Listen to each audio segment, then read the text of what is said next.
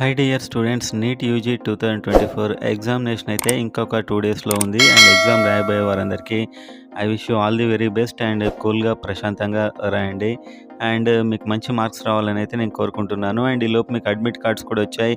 And admit card download కూడా చేసుకొని ఉంటారు. అండ్ దానిలో చిన్న మార్పు అయితే ఉంది.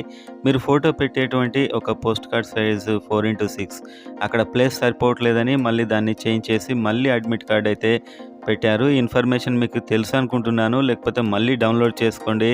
ఆ బాక్స్లో మీకు ఆ ఫోటో పట్టే విధంగా బాక్స్ సైజ్ ఇంక్రీజ్ చేసి పెట్టినట్లయితే న్యూస్. అండ్ అదేవిధంగా వీడియోని లైక్ చేసి సబ్స్క్రైబ్ చేయండి. ముఖ్యంగా చాలా డౌట్స్ మీకు ఉంటాయి, నన్ను కామెంట్స్లో అడుగుతుంటారు. పర్సనల్గా నా మెంటర్షిప్ కావాలనుకుంటే డిస్క్రిప్షన్లో ఇన్స్టాగ్రామ్ పేజ్ ఉంటుంది, అక్కడైతే మీరు మెసేజ్ చేయండి. మెంటర్షిప్ ప్రోగ్రామ్ డీటెయిల్స్ అయితే చెప్తాను. త్వరలో వెబ్సైట్ కూడా డీటెయిల్స్ కూడా చెప్తాను. సో మీకైతే ఎలాంటి కన్ఫ్యూజన్ లేకుండా క్లారిటీగా ఉండేలా నేను చూస్తాను. అండ్ మీరు చూసినట్లయితే తెలంగాణ స్టూడెంట్స్ ఓయూ లోకల్ కిందికి వస్తారు, మీకు తెలుసు. అండ్ మీరు ఏ రీజియన్ అనేది కూడా కామెంట్ చేయండి, నాకు ఐడియా ఉంటుంది ఏ రీజియన్ వాళ్ళు చూస్తున్నారని. సో తెలంగాణ స్టూడెంట్స్కి కూడా ఆంధ్రప్రదేశ్లో సిద్ధార్థ మెడికల్ కాలేజ్ విజయవాడలో అక్కడ 3 రీజియన్స్ వాళ్ళకైతే లోకల్ సీట్స్ ఉన్నాయి దాని రూల్స్ ప్రకారం.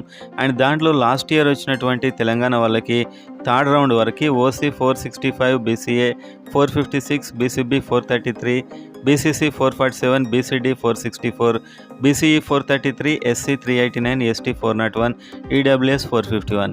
సో తెలంగాణ సంబంధించినటువంటి లోకల్ సీట్స్ ఒక కాలేజీలో ఉండడం జరిగింది దాని గైడ్లైన్స్ ప్రకారం లాస్ట్ ఇయర్. సో అలాంటి ఛాన్సెస్ మీకు చాలా చోట్ల ఉంటూ ఉంటాయి.